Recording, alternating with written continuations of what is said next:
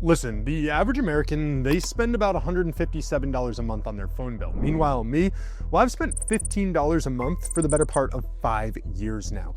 I've been using this company that's called Mint Mobile. I'm gonna be talking about it all in this video here today. I'm gonna give you a complete breakdown and my 100% honest review of Mint Mobile over the past 5 years. Am I gonna be sticking with them? Am I going to be shifting it up? Well, let's find out. Okay, so first things first, in a video like this, I wanted to make it abundantly clear that I am in no way, shape, or form sponsored by Mint Mobile. This is just a completely unbiased video. I've been using them on my own accord for the better part of 5 years now. I just want to get that out of the way. Now, to understand why I went with Mint Mobile, you need to understand the industry as a whole. Now, I know what you're thinking. What the heck is going on with these socks down here? That's besides the fact, okay? Let's talk about the industry. You've got your big name players. We're talking about your Verizons, your AT&Ts, your T-Mobile. I've been on Verizon and AT&T, and I gotta say, that's gonna give me a little bit of a good idea as to what carriers might rank better in this list. But essentially, here is what most people are dealing with.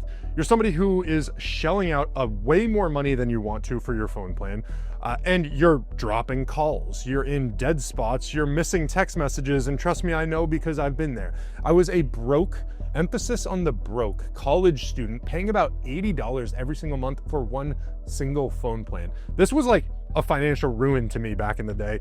And I remember I got to my breaking point and was like, there's gotta be a better solution. And then by my own saving grace, I came across this advertising with an incredibly handsome celebrity out there, Ryan Reynolds. Now, at first it seemed like it was too good to be true, so I decided to do some digging into what Mint Mobile actually was, and this is right around the time we had the rise of MVNOs. And so if the concept of MVNOs isn't abundantly clear to you, maybe you haven't heard of it before, it stands for My Verizon's Not Overpriced. Okay, I'm just kidding. It's a mobile virtual network operator. And what the heck does that mean? Well, essentially, you've got these companies like your Mint Mobile, your Visible, there's a couple others out there that operate in this way. But what they do is they lease the big network towers that all these other carriers have directly from the source. So Mint Mobile goes ahead and they lease these giant towers from T-Mobile. They don't build their own Mint Mobile towers. They go out and they take what's already there. And then they eliminate a lot of the costly stuff that the industry provider networks have. We're talking about things like billboards, advertising. Why the heck did I say billboards first?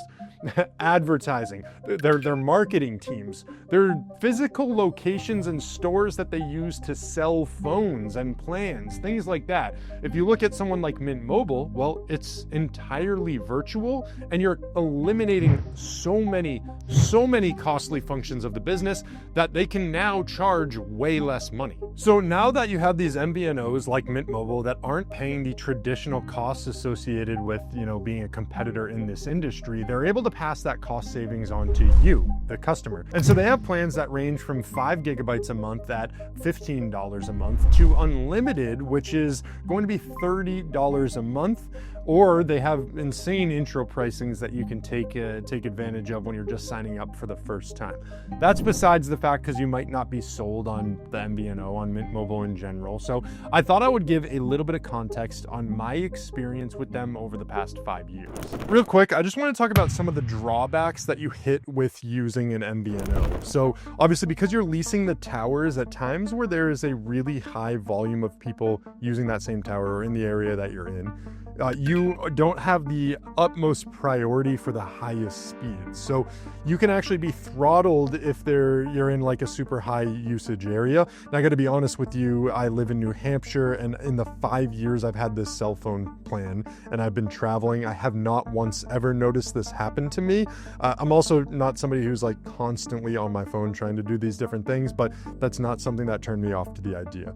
The other thing is, if you're having any serious issues, well, Mint's got a really good online customer service team, but if you're using regular carriers, they actually have physical locations. You can go and deal with a face-to-face human interaction. In today's day and age of technology, that is just something that's been lost with a lot of these companies, and honestly is a leg up for sticking with your more traditional service.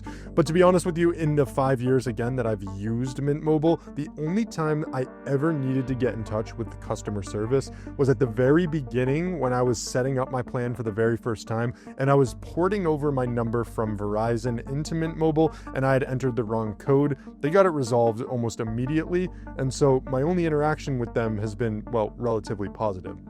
And then the other thing is, they don't bundle anything too crazy with what they offer. Mint Mobile is a phone plan, and that's what they exist to provide and be one of the best at. Mint Mobile doesn't give you Disney Plus like I think Verizon does, or Hulu, or AT&T offers some sort of bundled package, but I gotta be honest with you there.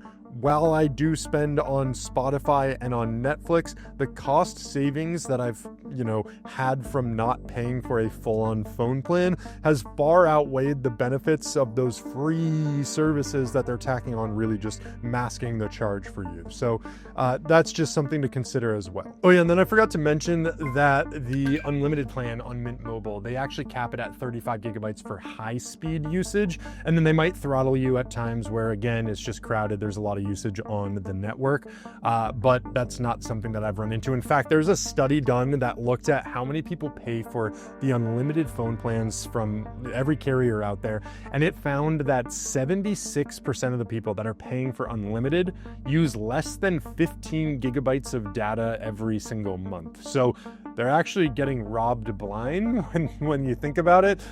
They're just not using the features as they intended or as they think they are, and so they're overpaying for a lot of that stuff. Mint Mobile just kind of bakes it in that they're assuming that you're not going to use it all even when you pay for something like unlimited, so just keep that in mind. And to put something in perspective here, I was just looking at this study. It's done by Whistle Out. It's saying that sticking with major carriers means that the average customer is overpaying by about $127 every month compared to smaller carriers. That's roughly $1,524 every single year just wasted. And over decades, this snowballs into tens of thousands of dollars, obviously. One analysis is saying that lifetimes of savings from switching could be as high as $85,000. To put that in perspective, that's like buying a brand new Tesla or about 77 new iPhones throughout your life. So the savings element is there, and honestly, that just is worth it in itself to me. Okay, now let me just address the number one concern that you have coming to this video, and I know what it is because I was there too. You're worried about the coverage that you're gonna get or lack of coverage from using a carrier like Mint Mobile, and let me ease all the tension for you. If you are considering switching to get a cheaper phone plan, just freaking do it. Find the right company though. I'm not saying that you have to go with a Mint Mobile. What I'm saying is find the cell phone provider that has the best coverage in your area, and find the associated MVNO that goes on that specific tower. So if Verizon has great coverage in your area, I think Visible is the one that uses Verizon towers. T-Mobile is Mint Mobile, and then there's got to be some for AT&T out there as well.